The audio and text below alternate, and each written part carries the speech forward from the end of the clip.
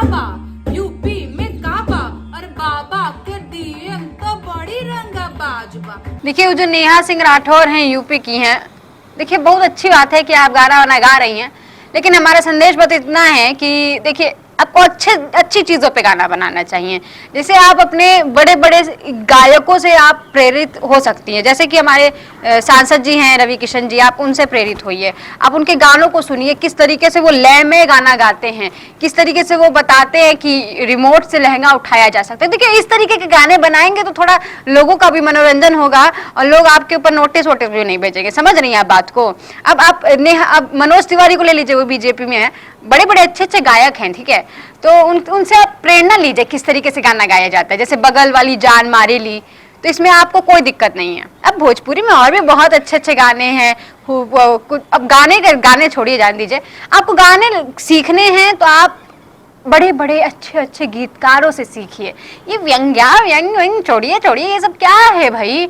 नहीं, आपको क्यों चाहिए रोजगार? आप गाना बनाती हैं कि आपको भीख नाई हक रोजगार मांगिला, हाँ, बेरोजगार बानी साहब रोजगार मांगिला। नहीं, क्यों चाहिए आपको रोजगार?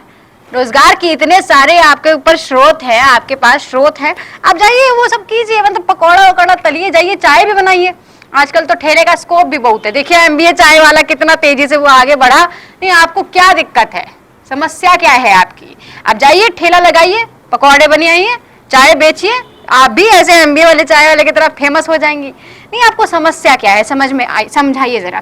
लोग कह रहे हैं कि पवन खेड़ा को डीप्लेन करके गिरफ्तार कर लिया जाता है और नेहा सिंह के वहां नोटिस भेज दिया जाता है, लेकिन अडानी पर कोई सवाल नहीं कर। अरे क्यों करा जाए? अडानी हमारे देश को बढ़ा रहा है आगे, उन पर हमला देश पर हमला है, समझ रहे हैं? एक हमरा शेर कितनों से अकेले लड़ रहा है, पता भी है आप लोगों को। अभी बीबीसी, हिंडनबर्ग, फलाना ढिमकान सब हमरे मोदी जी के पीछे पड़े हैं। देखो अडानी हमरे देश को बचाने का काम कर रहा है, इसलिए हम सब अडानी के साथ खड़े हैं। देखिए बात सीधी साफ इतनी ही है।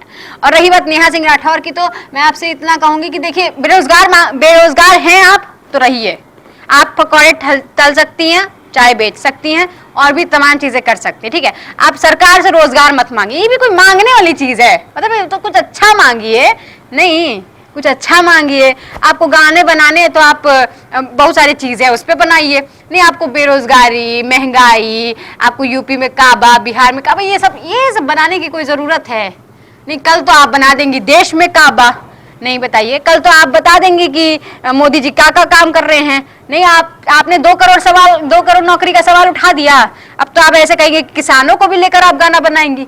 ऐसे कब तक काम चलेगा? आपके गाने से ही तनाव फैल रहा है। जो लोग कहते हैं कि काट दो मार दो, उनके भाषण से तनाव नहीं फैलता, समझिए आप, ठीक है।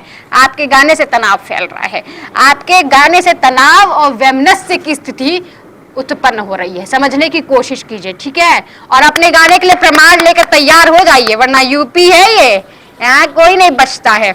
आप बचने चाहें तो आप सरकार में किसी मंत्री को पटाइए, मतलब थोड़ा सा मक्खन लगाइए।